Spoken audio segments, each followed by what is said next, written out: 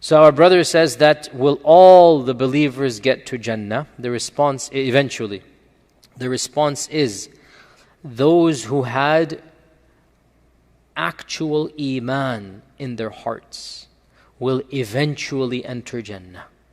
2 points. Number one, who can guarantee they have iman and be safe? Say, I'm not a hypocrite, I'm not a munafiq. When Umar ibn al-Khattab was worried, am I a munafiq or not? Am I doing things to show off? Is my everything to please other people? So do not automatically presume that a person has iman or we have iman. We pray for iman, seek refuge in Allah from nifaq. Number two, this notion of, if we have iman, even if we're punished, we'll enter Jannah. That's not an indication of strong iman. In fact, another group is criticized in the Quran for the exact same thing.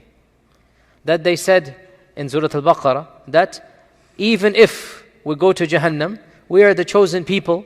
It's going to be for a while, and then we're going to get to Jannah. This attitude, a'udhu billah, in and of itself, it is a type of arrogance that is an almost rejection of Allah and the punishment of Allah.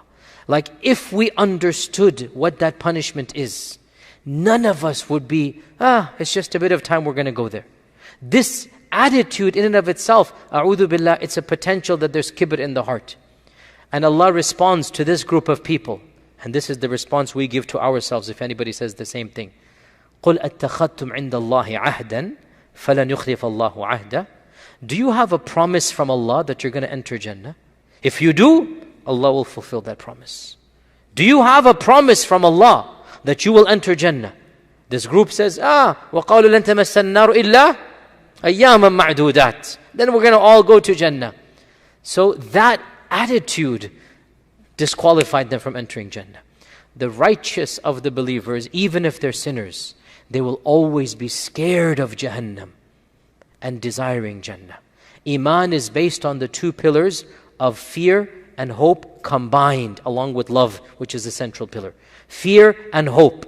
The mu'min wants Jannah and is scared of Jahannam. Right?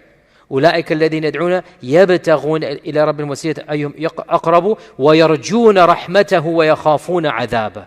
The believers are hopeful they're going to get Allah's reward and they're scared of Allah's punishment. That's the righteous person. The Prophet visited the man on the grave and he said, describe to me your state. The man said, Ya Rasulullah, I am hopeful Allah will forgive me, but I'm also scared of my sins and Allah's punishment.